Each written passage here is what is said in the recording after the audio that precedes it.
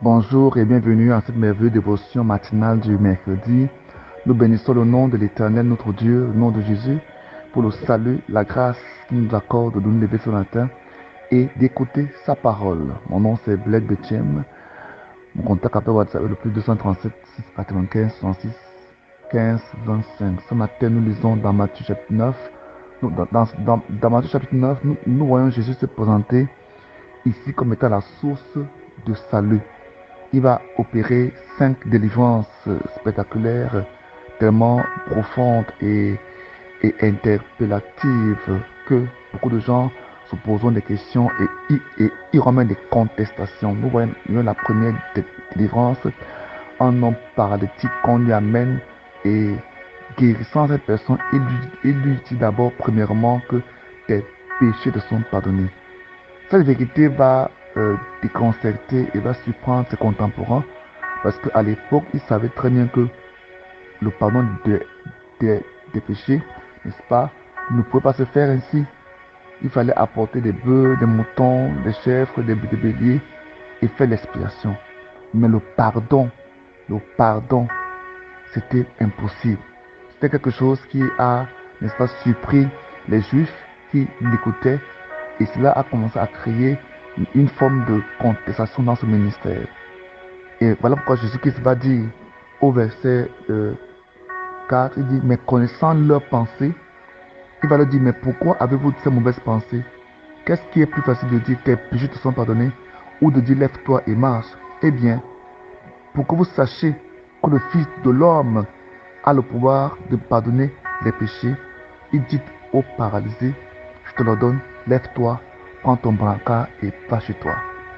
Le paralysé se leva, s'en alla chez lui. En voyant ces choses, les foules saisis de frayeur, grandit gloire à Dieu, qui avait donné aux hommes un si grand pouvoir.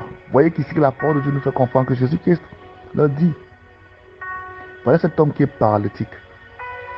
Qu'est-ce qui est de plus difficile ou facile de dire à un homme paralytique, soit tes péchés sont pardonnés, soit lève-toi et marche. Et il dit, afin que vous sachiez que j'ai le pouvoir de pardonner les péchés, il dit à cet homme, prends ton brancard, va-t'en. Le Seigneur Jésus-Christ montre quelque chose de très important. Montre qu'il est capable d'absoudre les péchés des hommes. Oh frère, c'est merveilleux.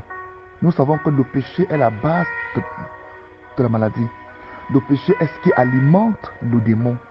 Le péché est la nourriture des démons, la nourriture de la maladie. Et ça amène les infimités dans les vies des hommes. Mais Jésus nous montre qu'avant même d'aller à la croix, il avait le pouvoir d'enlever, de pardonner les péchés des hommes. Il montre qu'il est la source du salut. Quel que soit le péché, il n'a pas cherché à exposer cet homme et à montrer, n'est-ce pas, le péché commis. Premièrement, il ne va pas, n'est-ce pas, détailler ce que l'homme avait fait. C'est pourquoi ce matin, il faut que tu aies l'assurance que quel que soit le péché que tu as commis, Jésus te pardonne. Il t'a pardonné. Le pardon est réel. Pardonner veut dire donner en plus. Nous avons dit que pardonner veut dire par et donner. Donc donner en plus, te faire confiance à nouveau. Ne pas tenir compte du mal que tu as fait, mais te faire confiance à nouveau. Ne pas tenir compte des fautes commises, mais te faire confiance à nouveau, t'aimer à nouveau, te donner par-dessus le mal que tu as fait. Pardonner, c'est vaincre le mal par le bien.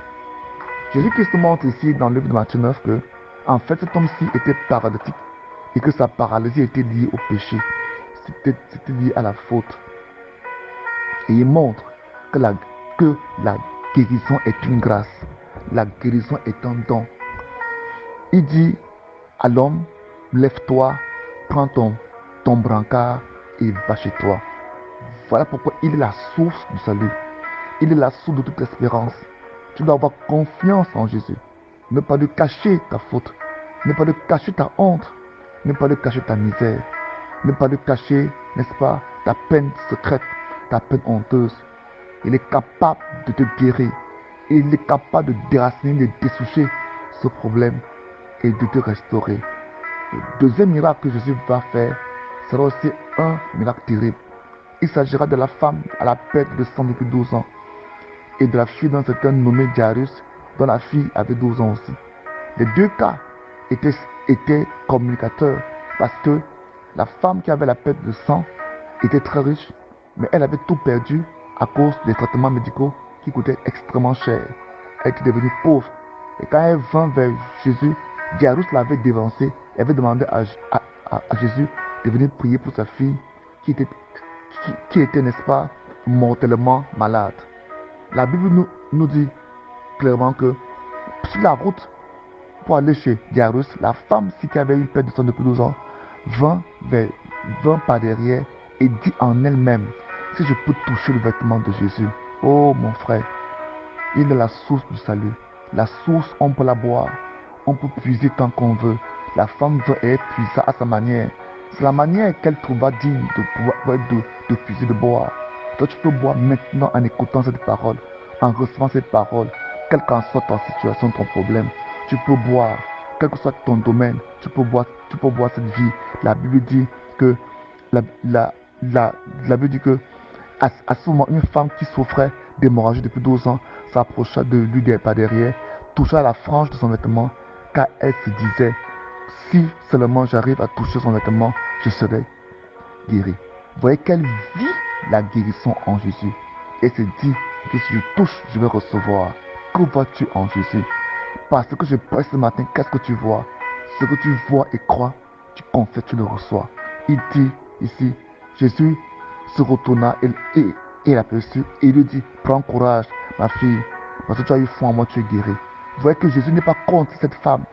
La Bible dit qu'il était interdit aux femmes pareilles de toucher les gens. Les femmes qui étaient en plein menstru, de toucher, d'être au milieu des hommes. Jésus ne vient pas pour te juger, te condamner. Même si la société te condamne, même si le monde te condamne, même si les hommes te jugent mal. Mais il est là pour te consoler. Il est là pour compatir, te comprendre. Il est là pour te soutenir. Parce qu'il a été un homme. Il a porté la nature humaine afin d'avoir part à tes peines. C'est ce qui est écrit dans Hébreux 2.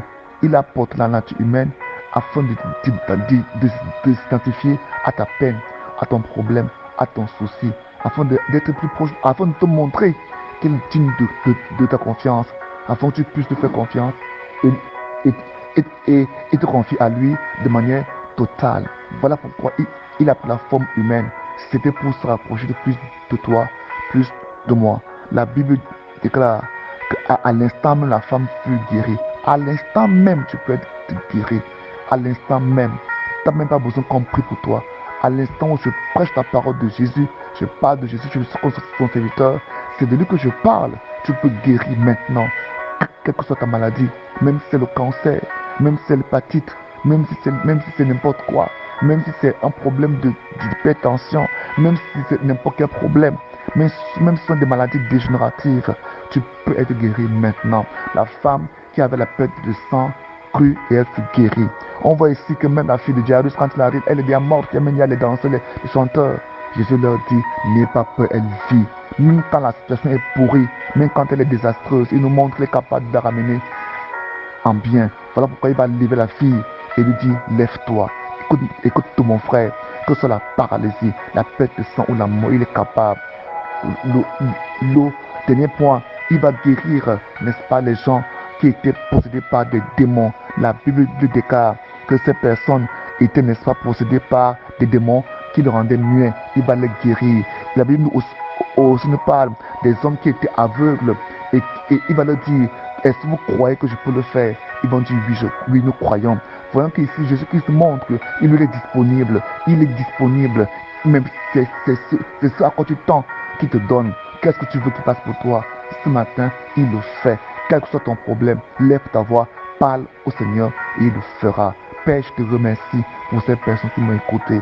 C'est pas moi qui sont écoutés, mais c'est toi qui sont écoutés. Parce que c'est en ton nom que je leur parle. Je leur parle de toi. Je ne parle pas de moi ou des choses du monde. Voilà pourquoi je prie afin que tu leur révèles ta présence dans leur vie. Comme tu as guéri, Seigneur, cet homme qui était aveugle, guéri. Comme tu as guéri cet homme qui était mieux, guéri. Comme tu as guéri cette fille qui était morte, guéri ces personnes. Comme tu as guéri la femme qui avait la perte de sang depuis 12 ans, guéri. Comme tu as guéri cet homme qui avait la paralysie, guéri. Je te dis merci parce que tu l'as guéri Au nom puissant de Jésus-Christ.